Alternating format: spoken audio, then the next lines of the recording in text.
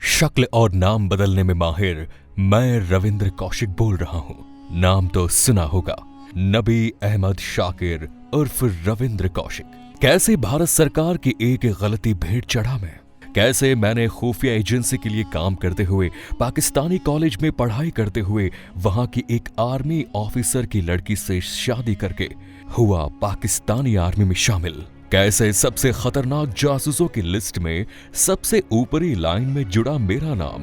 मित्रों, खुशी होती है मुझे जब कोई मेरी बहादुरी और भारत देश के लिए किए गए मेरे कामों को सराहता है, परंतु ये काम इतना आसान नहीं जितना हल्के में आप ले रहे हैं।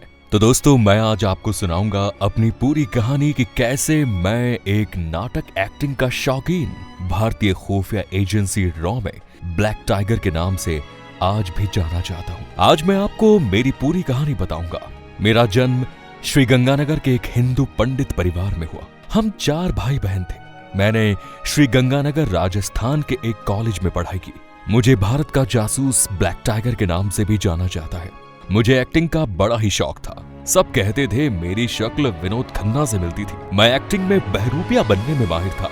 मुझे देशभक्ति की एक्टिंग करना अच्छा लगता था। शायद भगवान ने मेरी किस्मत तो कुछ और ही लिखी थी। मेरी एक्टिंग देखकर लखनऊ के एक सेठ ने मुझे एक्टिंग करने के लिए बुलाया। उसने मुझे देश प्रेम का रोल दिया। मुझे उस किरदार में एक भारतीय सैनिक बनाया गया जिसमें मुझे चीन में पकड़ लिया गया। मैंने लोगों को उस एक्टिंग में एक कैदी के दर्द को बताया। सबको मेरी एक्टिंग बहुत अच्छी लगी। उसी दर्शक दीर्घा में बैठी भीड़ में मुझे देख रहे थे एक रॉ के अधिकारी।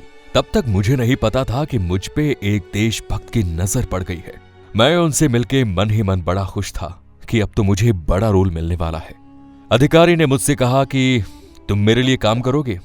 उस वक्त मैंने तुरंत हाँ कर दी और उन्होंने मुझसे किसी एक विशेष स्थान पे मिलने के लिए बुलाया। मैं वहां उनसे मिलने पहुंचा तो एक ब्लैक कार के अंदर मुझे बिठाया गया। मेरी आंखों पर काली पट्टी बांधी गई और फिर मुझे एक गुप्त स्थान पर ले जाया गया। मुझे वहां पर 2 साल ट्रेनिंग दी गई। वो जानना चाहते थे कि मेरे अंदर देश प्रेम कितना है। वहां मुझे तरह तरह से इमोशनल तरीके से अलग अलग तरीके से तोड़ के मेरी देशभक्ति की जांच की गई, जो फिल्मी तरीके से ही हो रहा था मेरे साथ। लेकिन तब तक मुझे नहीं पता था कि आखिर मुझे करना क्या है। मेरे साथ ऐसा इसलिए किया गया कि अगर मुझे मुस्लिम देश में पकड़ लिया जाए तो मैं किस हद तक मुंह खोल सकता हूं। मैं हर परीक्षा में पास हुआ और मेरे से रॉ के सभी लोग खुश हुए। और आखिर मेरे इम्तिहान का दिन आ चुका था। एक बड़े अधिकारी मेरे पास आए और उन्होंने मुझसे कहा, बेटे बड़ी किस्मत वाले हो, ऐसा मौका हर किसी को नहीं मिलता जो देश के लिए काम करे। उनका उपनाम ब्लैक कैट टॉप के नाम से जाना जाता था। और फिर मेरे हाँ करते ही मुझे अलग अलग रास्तों से होते हुए पाकिस्तान जासूस बनाकर भेज दिया गया। वहां मैं पकड़ा गया तो उसका जिम्मेदार मैं खुद रहूंगा, ये भी मुझे बता दिया गया। लेकिन मुझे खुद पर भरोसा था। आज तक मुझे रूप बदलने में कोई नहीं पकड़ पाया, तो अलग देश की धरती पर कोई खाक पकड़ेगा। मेरे मन में यही विचार थे। मेरे पाकिस्तान जाने के पहले ट्रेनिंग में मुझे दिन में 5 बार नमाज पढ़ाई जाने लगी। मुझे उर्दू भी सिखाई जाने लगी। इसी के साथ मित्रों, मेरा खतना भी किया गया और वो सब सबूत हटाए गए जो मुझे एक हिंदू बताते थे। मुझे दिखाया गया कि यहाँ जो कुछ भी किया गया उसे घर पे नहीं बताना, उसके बदले में वो मेरे घर वालों को पैसे भी दे देंगे। मैंने उस वक्त घर में ये बताया कि मेरी दुबई में एक नौकरी लग गई है। इसके बाद मुझे पाकिस्तान भेजा गया, जहां मुझे अपनी सारी जिंदगी बितानी थी। शुरुआत में पाकिस्तान जाते ही किसी गुप्त स्थान पे शरण ली मैंने। उसके बाद मैं वहां रेंट पे एक घर पे रहने लगा। मैंने वहां कैसे भी करके कॉलेज से एक डिग्री ले ली। आप मेरे सेल्फ कॉन्फिडेंस को ऐसे परख सकते हैं कि मैंने उस वक्त अखबार में पाकिस्तानी सेना की भर्ती देखी और मैं सीधे सेना की भर्ती में फॉर्म भरने पहुंच गया। मुझे पता था ये बहुत रिस्की है, लेकिन रिस्क है तो इश्क है। ऐसे ही मेरा नाम ब्लैक टाइगर नहीं पड़ा दोस्तों। मैंने फॉर्म भरा, सभी डॉक्यूमेंट्स भी जमा किए और फिजिकल तो मुझे पास करना ही था, क्योंकि मेरी कदकाठी किसी बड़े अधिकारी से कम नहीं थी। मैं दुश्मन देश में, दुश्मन सेना में अधिकारी के सामने होकर अधिकारी बन गया। मैं अपने प्लान में सफल भी हुआ। मैंने अपने काम से सबको इतना खुश कर दिया कि मैं सेना का मेजर बन गया। फिर समय आया पाकिस्तान में मेरी शादी का। एक दिन मेरे सीनियर अधिकारी जो पाकिस्तान सेना में मुझसे उन्हीं रैंक पे थे, मेरे पास आए और मुझसे एक पारिवारिक माहौल की तरह बातचीत करने लगे। और बातों बातों में उन्होंने मुझसे अपने साथ उनके घर चलने के लिए कहा। मैंने बिना सोचे बोल दिया, चलिए सर, इसी बहाने आपके परिवार से भी मिल लूंगा। घर पर जाते ही उनके परिवार से मिला और फिर उनकी एक बेटी से भी मिला। हमने खाना खाया और फिर अगले दिन साथ में ड्यूटी पे आ गए। उसके बाद उस सीनियर अधिकारी का मेरे प्रति विशेष प्रेम दिखने लगा और कुछ ही दिनों में उस अधिकारी ने मुझसे अपनी बेटी की शादी का प्रपोजल मेरे सामने रखा। यही तो मुझे चाहिए था, एक परिवार जो एक जासूस के लिए बहुत जरूरी है। मैंने तुरंत हाँ कर दी।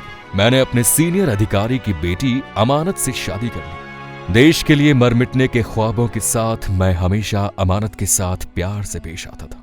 मैंने अमानत को भी नहीं बताया कि मैं जासूसी कर रहा हूं। मैंने ये भी नहीं बताया कि मैं एक हिंदू हूं।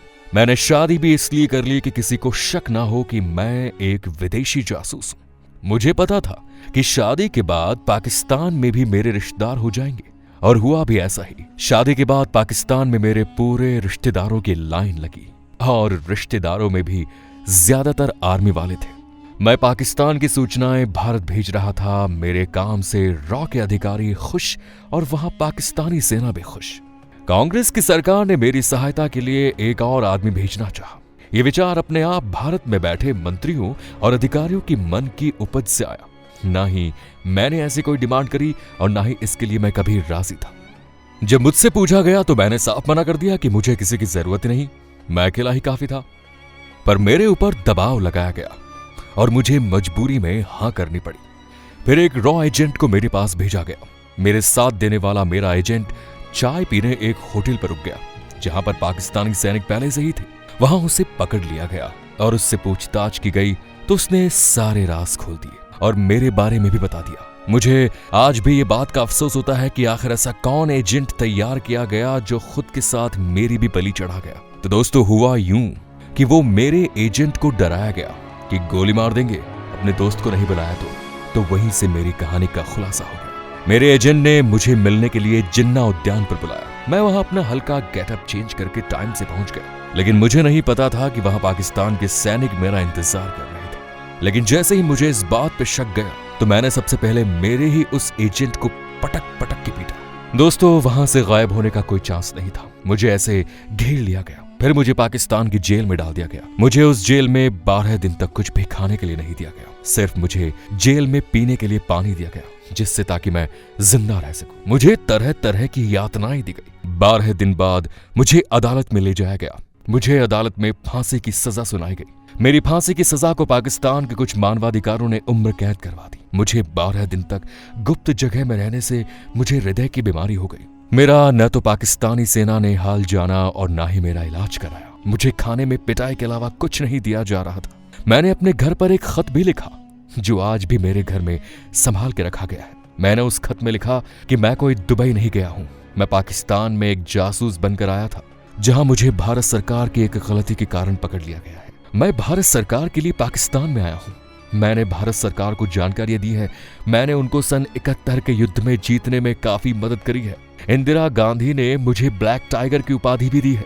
मैंने एक ही ख्वाहिश मांगी थी अपने पात्र में कि भारत की जमीन पर मैं मरना चाहता हूं। मेरे पिताजी बार बार नेताओं से मिलते रहे, लेकिन सबने यही कहा कि उसने एग्रीमेंट साइन किया है। मैंने अंतिम सांस 2001 में ली। भारत सरकार ने मेरा शव लेने से भी इनकार कर दिया। मेरी पाकिस्तानी पत्नी, जिससे शायद मैं भी बेहद प्यार करता था, मेरे पास जेल में आई और उसने मुझसे एक ही बात कही कि क्यों किया मेरे साथ ऐसा। और मेरा जवाब था, देश के लिए। मेरा एक बेटा भी है जो पाकिस्तान में रहता है।